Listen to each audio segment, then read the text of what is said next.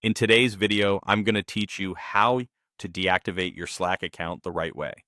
If you've decided it's time to step away from Slack, whether you're changing teams, wrapping up a project, or simplifying your digital life, this walkthrough will show you exactly what to do, what to expect, and how to handle your data afterward. The process is quick, but understanding the impact of deactivation helps you avoid surprises and keeps things tidy for you and your workspace.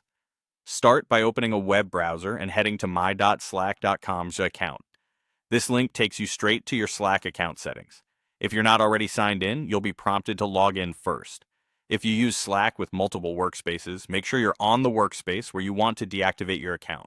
Once you're on the account settings page, you'll see sections that cover your profile, preferences, and security details.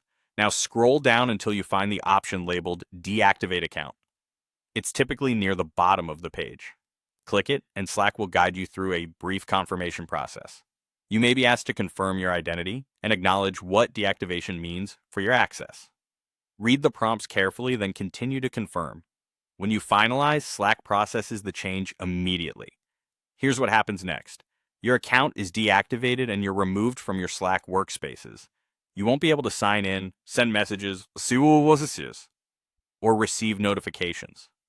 Your name will no longer appear as an active member, and people won't be able to direct message you. In most cases, messages and files you previously shared remain in the workspace history, subject to the workspace's retention settings, so your teammates can still reference what they need. If you have any responsibilities tied to tools or channels, consider letting your team know before deactivation so nothing important gets stuck. If you need your profile information permanently deleted, reach out to a workspace owner. They have the permissions to process or request deletion of your profile details beyond deactivation, according to your organization's policies and applicable laws. If you're unsure who that is, you can usually find workspace owners listed in your workspace's settings or by asking an administrator. And that's it.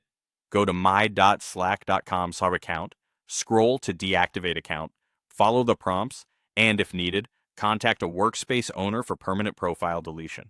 Take a moment to inform your team and save anything you personally need before you begin, and you'll have a smooth, clean exit from Slack.